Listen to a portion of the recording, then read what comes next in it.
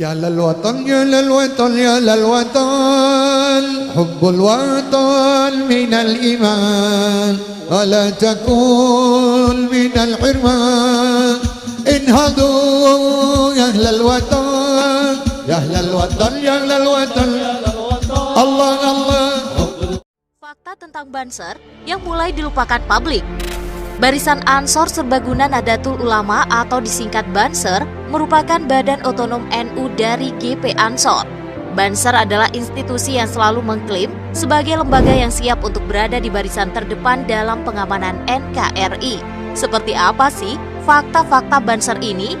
Nah, sebelum lanjut, jangan lupa untuk subscribe serta nyalakan tombol loncengnya ya kak, agar kakak menjadi orang pertama yang mengetahui video dari sapi betina. Oh iya kak, nantinya setiap seminggu sekali akan ada pembagian giveaway secara gratis loh. Pengen tahu caranya? Tonton terus video ini sampai akhir ya kak.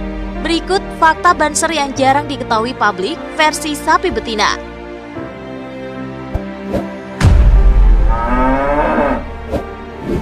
Pertama, ikut memerdekakan Indonesia. Banser dibentuk pada tahun 1924 oleh Kiai Haji Abdul Wahab Hasbullah dan para pendukungnya bersama Laskar Hizbullah dan beberapa kalangan pesantren saling bahu-membahu mengusir para penjajah. Dalam sejarah penjajahan di Indonesia tercatat hanya lembaga pendidikan Islam klasik ini yang mampu melakukan perlawanan baik secara lahir maupun batin, fisik maupun non-fisik, sebab mereka tidak bisa diintervensi oleh taktik licik adu domba oleh penjajah Belanda.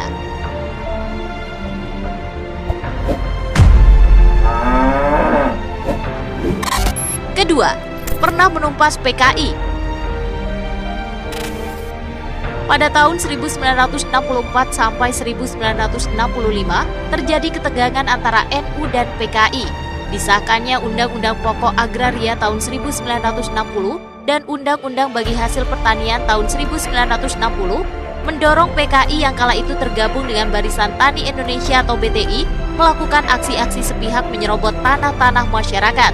Dengan slogan serobot dulu urusan belakangan, mereka mematok tanah semena-mena milik pesantren atau para kiai. Setelah melakukan rapat darurat, akhirnya GP Ansor di bawah komando Muhammad Zainuddin Qayyubi, mereka mencoba melindungi tanah milik masyarakat. Hampir setiap hari terjadi bentrokan fisik, Kak. Namun akhirnya pada tahun 1965, PKI dan BTI hancur berantakan.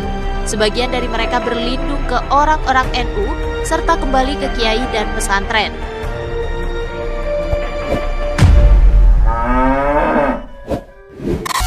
Ketiga, punya kisah heroik. Pada tahun 2000-an, umat Kristen saat itu sering mendapatkan teror dari para teroris. Sebagai anggota Banser, pemuda bernama Rianto ikut serta dengan anggota lainnya untuk menjaga gereja dari serangan teroris. Saat sedang berjaga, Rianto melihat ada seonggok tas mencurigakan yang sudah dipastikan adalah bom peledak. Tanpa pikir panjang, Rianto kemudian berlari menjauhkan tas tersebut dari lingkungan gereja dengan cara melemparkannya ke dalam selokan. Namun naas, bom ternyata meledak lebih cepat setelah terkena air. Tubuh Rianto terlempar hingga puluhan meter dan akhirnya tewas.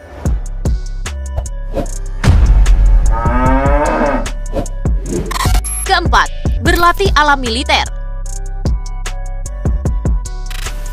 Sebagai upaya untuk membina mental dan fisik, para anggota Banser juga melatih diri menggunakan dasar-dasar militer.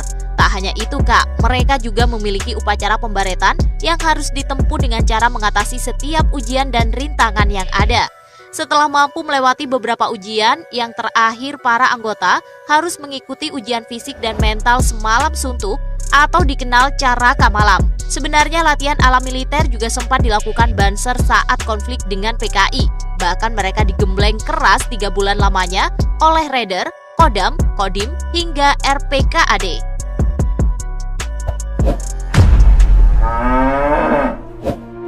Kelima, menjadi organisasi yang bersifat keagamaan. Dalam prakteknya, Banser telah menjelma menjadi organisasi massa dengan basis yang kuat. Kelompok ini berfokus pada aspek kebangsaan dan bela tanah air, di mana mereka menjunjung nilai-nilai ideologi Pancasila yang menjadi dasar Indonesia. Tak heran ya Kak, jika mereka kerap menjadi yang terdepan untuk membentengi masyarakat dari pemahaman-pemahaman yang menyimpang dari nilai-nilai Islam maupun wawasan kebangsaan. Banser tersebut juga kerap digunakan membantu para anggota Polri dan TNI untuk menjaga keamanan saat menjelang perayaan Hari Besar Agama Islam dan kepercayaan lainnya. Walau sempat ada kritikan tajam hingga petisi pembubaran, namun nyatanya Banser tetap berdiri hingga saat ini. Pengalaman dalam menjaga keutuhan NKRI sebelum Indonesia merdeka telah menjadikan Banser sebagai organisasi luar biasa. Di bawah naungan NU, Banser siap selama 24 jam, siap merapatkan barisan untuk melawan pengganggu ketentraman bermasyarakat, beragama, dan berbangsa.